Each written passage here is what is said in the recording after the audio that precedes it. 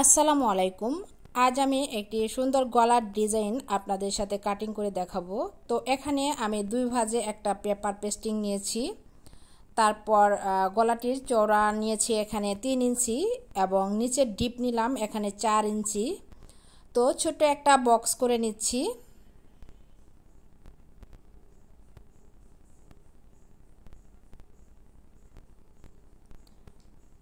তো রাউন্ড দিয়ে দিচ্ছি।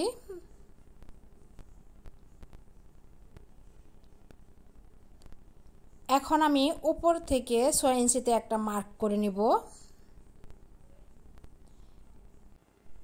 তো এখান থেকে যে হাফ ইঞ্চির ভিতর সাইড থেকে একটু দাগ দিয়ে নিব কোনাকুনিভাবে।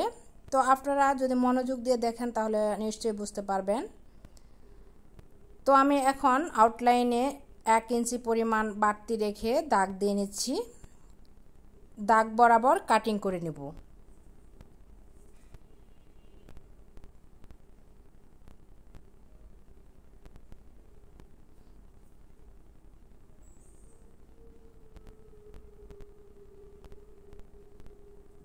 নিচেও আমি কাটিং করে নিচ্ছি।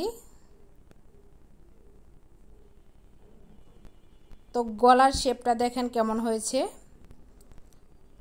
এখন আমি এটা টুকরো কাপড়ের উপর রেখে আয়রন করে নেব।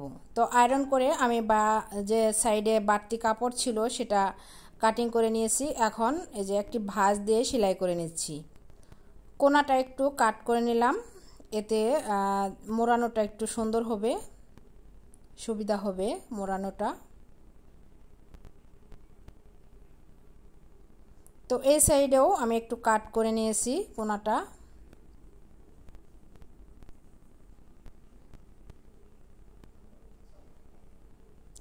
তো এখন আমি জামার কাপড়ের সাথে অ্যাটাচ করব গলার কাপড়টা। তো মাঝখানে আমি কাটিং করে নিলাম জামার কাপড় এবং গলার কাপড়টা।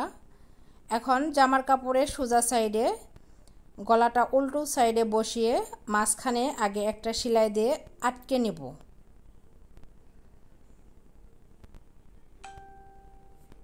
মাঝখানে একটা সেলাই দিয়ে এটা আটকে নিচ্ছি। এখন আমি এটা ঘুরিয়ে তারপর সাইড দিয়ে একদম পেস্টিংয়ের সাইড দিয়ে সেলাইটা দিয়ে নেব।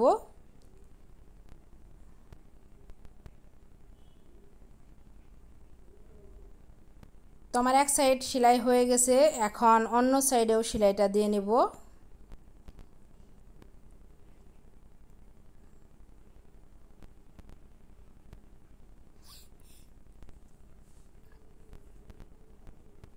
তো আমার সেলাইটা কমপ্লিট। এখন মাঝখান থেকে সেলাইটা বের করে নেব। এখন আমি 1 সুতা পরিমাণ কাপড় বাড়তি রেখে তারপর কাপড়টি বাড়তি যে কাপড় ছিল সেটা কেটে দিচ্ছি। মাঝখানে একটু কাট করে নিলাম, কোনাটা কেটে নিলাম। এখন এই যে রাউন্ডটা, গলার যে রাউন্ডটা সেটাও কেটে নিয়েছি। তারপর গলাটা এখন উল্টিয়ে নেব। পারলে আপনারা আয়রন করে নিয়েন, তাহলে ফিনিশিংটা অনেক ভালো হবে। তো আমি এখন উপরে একটা চাপ সেলাই দিয়ে নেব। আমার চ্যানেলে নতুন হয়ে থাকলে প্লিজ চ্যানেলটি সাবস্ক্রাইব করে দিবেন এবং পাশে থাকা বেল অপশনটি প্রেস করে দিবেন। এতে করে আমি নতুন কোনো ভিডিও ছাড়ার সাথে সাথে নোটিফিকেশন আপনার মোবাইলে চলে যাবে। আর যারা কাজটি অলরেডি করেছেন তাদেরকে অসংখ্য অসংখ্য ধন্যবাদ।